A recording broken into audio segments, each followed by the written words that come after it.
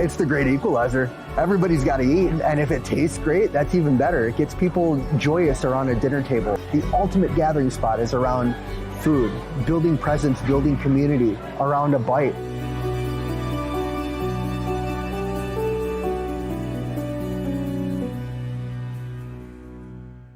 Carlos Parisi, I would say you are the founder of Aunt Nee's Chips and Salsa, but you are also a blogger, you're also a podcaster, you are on the Mac Show, What Am I Eating? You're like a food journeyman. Is that how you would describe yourself? Oh, I've never thought of it that way. That's a really nice way to say it. Thanks. A journeyman. Yeah? Yeah, sure. I always so I learned the phrase Renaissance man as a kid, and I always was like, that's what I want to be, Mom. My mom was like, okay, sure. So yeah, food journeyman, that's a great way to put it. So I started doing Aunt Nee's with a friend of mine back in college. His mom is Aunt Nee. And they... and you describe it as a family hobby. Yeah, absolutely. I mean, I was very much part of that family, and it's part of my family as well. 2009 was peak recession, and his family all lost their jobs. My mom lost her job. And the only way that we were able to bring money into our household at the time was by selling his mom's hobby, which was at the time a dry mix packet that you mix with tomatoes to make your own salsa. So we all banded together and we were able to, pay money for the house and give my mom some money and able to basically save our family's lives. What was the conversation around what kitchen table that was like, we're gonna take this and we're gonna take a flyer on it and see if it goes?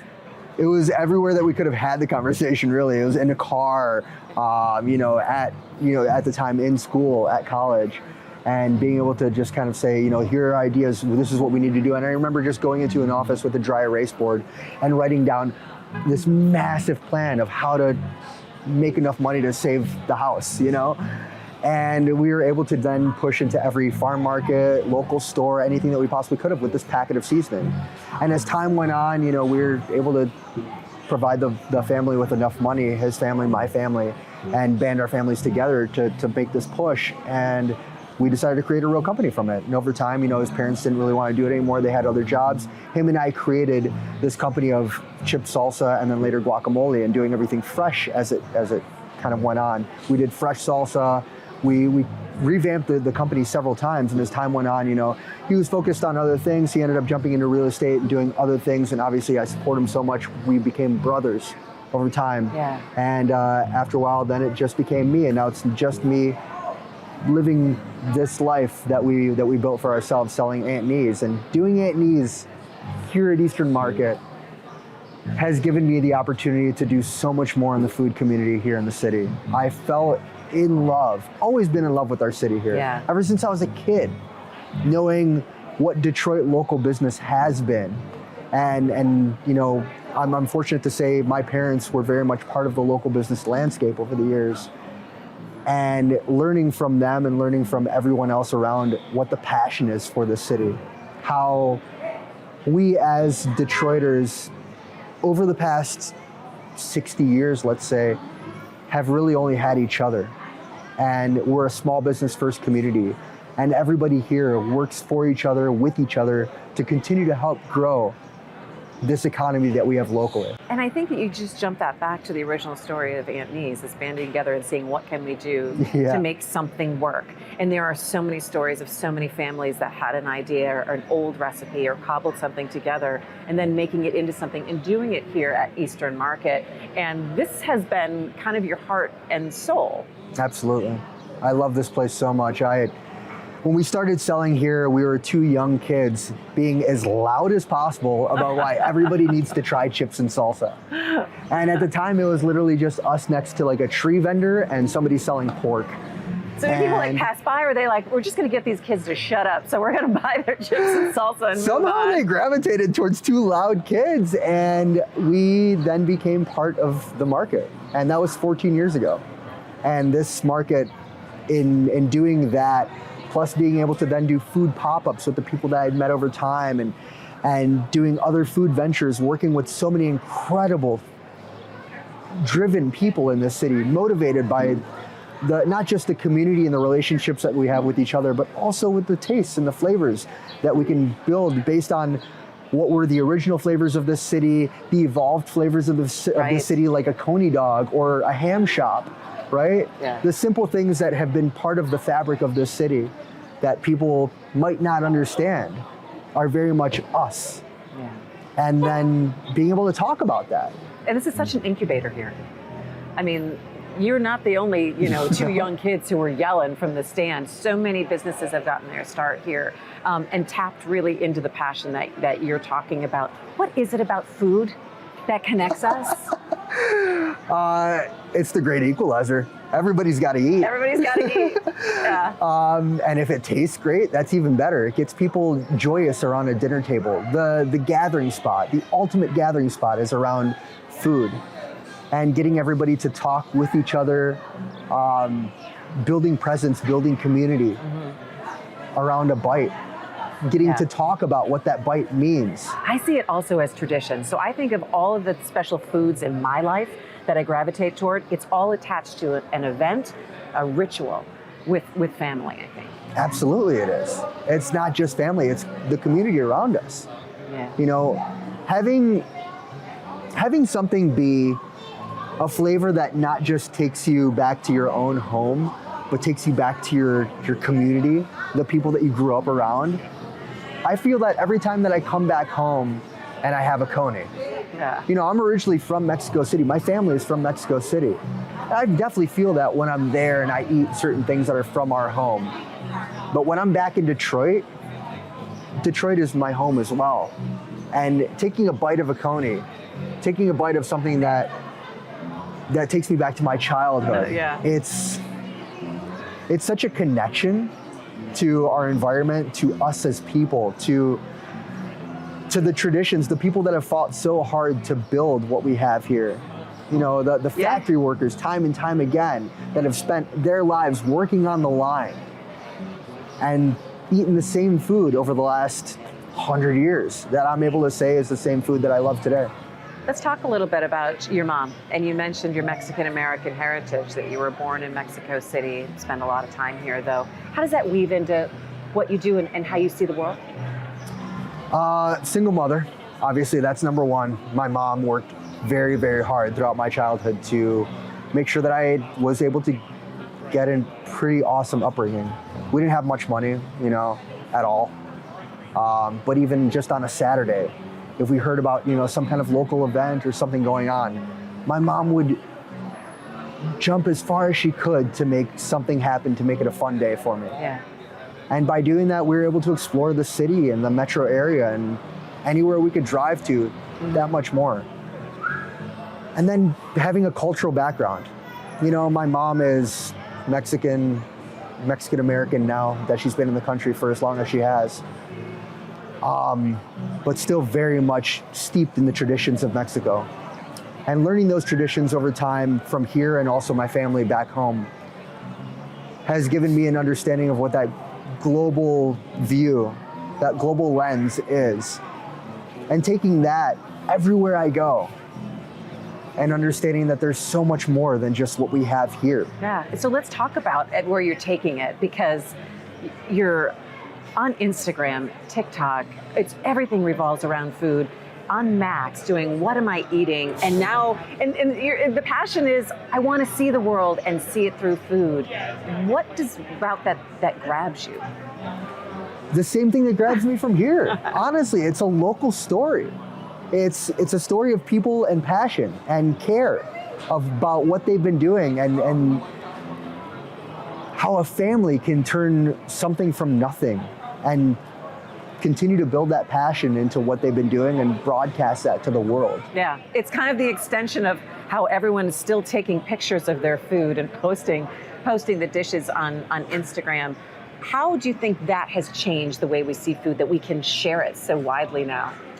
Oh, I mean, social media has changed the world so much over the years in every single aspect, whether it's because you're able to learn about a new restaurant or learn where to go or learn how to travel, right? So by viewing even something so simple as a dish, it gives people that curiosity. Something that, we're only able to see in Food Network, Travel Channel. If you had that curiosity before, you found a way, but now it's literally everywhere we turn on our phones. Yeah. How do we go into a new place and explore through food? What are some of the, I guess, the tips or the things that we should think about when we want to just explore a city through food? I mean, number one, always have an open mind. You know, you can't walk in and be that tourist. I want a hamburger. That's it. That's all I want. Which is fine. If you're in town somewhere and you're like, I want a hamburger, go out and find the best hamburger you're gonna find. For sure, if that's what your drive is. But at the end of the day, for me, when I explore a different country, a different city, a different place, I wanna know what drives those people. What makes them as excited as I am about a quesadilla? What makes them as excited about the coney dog as I am, you know? I think that it's important for me to learn how people live and how people can find the community within themselves. And for that, for me, finding community within themselves means food. And try something totally different too, pushing yourself out of your comfort zone. And I know that that's really important to you. Be like, we're gonna go and we'll see what happens. For so many people, it's very hard to say, well, I don't know what we're gonna end up eating. Which is fine. So it's let go. Yeah. Let go. Just allow the world to take you. See, welcome to television. It's just how it goes. And just keep it going. Keep the flow moving. Keep the flow going. It's Easter market. I mean, what the heck? All right, so tell me, like, when you make videos and you take us around the metro area, you're like, you've got to try this bite or you've got to have this. What do you search for in the most unique foods that people are gravitating and watching your videos? For me, it's about the passion, number one. The passion in the people that are creating the food, but also the passion in the people that have created the ambiance that you're walking into as well. So if it is like, let's say, a higher end restaurant, I want to make sure that it's not just Instagrammable, right? Mm-hmm. I want to make sure that it's something that people actually say, this food is something that we love to eat. The seating here, the art on the walls, the cocktails that we've created for you. It creates a moment, It does. a different kind of moment to connect to. And a balance. Mm-hmm. It creates a true balance, something that we're all just kind of looking for at the end of the day too. Yeah. You didn't always start out doing this. I know you had Aunt Knees, but you also said that you worked in advertising. You had the desk job. Yeah. Wasn't for you. No, I worked in advertising for 5 years. And while it was good, I learned a lot from it. Yeah. I enjoyed certain aspects of it as well. I knew that there was just something more that I wanted to feel like I was part of something larger than myself. At the end of the day, Detroit is this really beautiful piece of art, of layers and layers of paint throughout generations. And it's until you can understand what that art looks like that you can finally be able to add your mark. And I always just wanted to add my mark to this city, and if I could ever do that with the rest of the world in some way, shape, or form, then the passions align. Do you think Detroit doesn't do a good job of telling its food story, or are we shouting it from the rooftops that we're not getting enough people to listen? At the end of the day, we are who we are for each other. And we're not trying too hard in being a certain way. We don't need to broadcast to the world who we are. All we need to do is just keep each other going. And that's something that I think is beautiful about the city, the landscape, who we are as people. You go to other cities and sure, they're gonna be like, oh, this is the style of the food here. Yeah. Which is great. But I feel like our style here is a lot more of a hardworking, nose to the grind type style of people. Mm-hmm. And the food reflects that. There is beauty and simplicity too. Yeah. You know, I think we all think about, let's have a fancy meal, but at the end, it is really the simple ingredients that get us. Would you agree? That's my friend John, one of the best chefs in the city right now, working over at Ladder 4. I'm not sure if you've been. I haven't been yet, but I've heard. Incredible food. He always says that it's not him, it's the ingredients. There's something so beautiful about that behavior, that kind of attitude towards what you do. To know that the ingredients and where everything comes from is really paramount. What are some of the best bites you've had lately? Oof. Oh man. You're like, don't make me choose a favorite child. Why would you do this to me? Obviously, in my travels, I've been able to try some incredible food that is very, very unique. In Japan, you try things that are so out of your comfort zone that you're able to say, did I just eat raw chicken in every single form? Yeah, and it was really fingers good. that everything's going to be okay.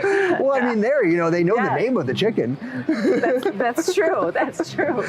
Or even like locally here, we have some incredible restaurants here that have opened up that are doing things for the right reasons. Ladder 4 is one of those places, in my opinion. But going back to like the places that have continued to build on the passion, person after person, generation after generation, whether it's a place like Mike's Ham Shop, Mudgie's, Supino Pizza, Michigan and Trumbull. Yeah. Michigan and Trumbull is the best pizza in the city right now in terms of the Detroit style. Them's fighting words. I mean, a lot of people have a lot of opinions about Detroit style pizza. And I've eaten probably all of them. Yeah. And I love Detroit style pizza. I have a passion for this pizza. Yeah. Because of the way it was done. It's done in an auto parts pan. Come on, if that's not Detroit, I don't know what is. Absolutely. And having this pizza being done by a family that went on to say, we're gonna perfect it the way that we feel like we can, and do it back in the city that they grew up in, and have everybody in the city now say, oh yeah, they nailed it. That means a lot. How, Carlos, can we look at food in a different way? Just the same way that we look at everything, with open eyes, open ears, with an understanding that we don't know everything. They yearn to be curious. Yeah, it's the curiosity. Yeah. Right? I feel that sometimes we get so locked up, we forget to be curious. We really We're do. so intent on just getting it done and making sure that we've checked the box instead of taking the time to be open to new experiences. That's what it's all about. It's all about the opportunity to learn, right? So tell me about the opportunity to learn. You did this Mac show. What am I eating? What was that experience like? So I'd never been to an avocado farm before, and I make guacamole. Me either. Did you? Oh, you make guacamole? I make guacamole here. I sell it right there. Yeah. And to go to an avocado farm and then also learn how they're doing the avocado oil. So to me, that was everything, because it ties back to what I do every day. But then learning food systems. We went to a granola / cereal plant. And I've been fortunate enough to be part of different food systems here in the city. I've seen large scale manufacturing. I've seen a lot of different ways of creating food for the largest producers in the world and the smallest producers here locally or in other cities. And getting to see another way that people are doing that organically, or with the drive and the passion that they have, but having grown it in such a large form. I not only learned about, the sourcing of ingredients, the creation, the production of ingredients, but I also got to learn another great family story in every single person that we talk to, in another region that isn't my own. And that's everything. That's what life is. If we can learn from each other and just have this open mind no matter where we go, for me, it's about taking a bite and learning in food. For you or anybody else, it could be about music, art, creative outlets of any single way. Even if it's not creative, even if it's just the way that somebody has been doing something for so long, no matter how monotonous it is, it's still a curiosity as to why. So Carlos, when people see you and they see you here at Easter Market and they see you on all the various forms of social media and television and radio, and they think, oh my God, I want to do what Carlos does. This has not been an easy journey, but the root of it has been the kernel of love of food and story, but not easy. I mean, no matter what you want to do at the end of the day, as long as you have passion behind it and a drive, people recognize that. Especially in this city. Being a small business first community, as long as you have the drive, the passion to want to do something, the city just kind of gravitates towards you and lifts you up. It's a beautiful thing that I've been able to experience time and time and time again. it still takes a lot of hustling and yelling from the stalls to bring people in, right? And even though you're not doing that, there's still an element of yelling, hey, this is what I'm doing now. Yeah. What's that like? Every day you kick yourself out of bed. You know, the only person to tell you that you're doing something right or wrong is you. And as, you know, a business owner in this city, it gets tough. But at the end of the day, the thing that you have is yours, and you can call it yours, and you can continue to drive for whatever you're trying to do. And maybe it doesn't work out. Maybe at the end of the day, something that you've been doing and you really wanted to do won't work out, and that's fine. But you learned a lot along the way. Something that's going to give you to that next step. Yeah. There is no failure. You only fail up. Yeah. Learn from your mistakes, and you push yourself forward. And that's something that I tell myself every single day. I've made thousands of mistakes. I've failed hundreds of times. This business has had a lot of bumps in the road. Yeah. And everything else that I've done. I'm sure you understand, no matter what the situation is. But as long as you keep going and you keep fighting, that gets seen across the board by everybody. What's next? You're like, I don't know, it's Tuesday. Honestly, I'd love to just keep traveling and learning. And if I could keep doing what I've been doing in terms of broadcasting that to the world, Yeah. that's my passion. I love cooking. I love eating. I love learning. And a combination of those, while being able to hopefully help other people understand what it is, what else is out there, or what is here, then I'm on my way. On my way to continuing to add my mark. Cheers, Carlos. Thanks for taking us on the ride. Yeah. Thanks for being here. We can't wait to see what's next. Thank you.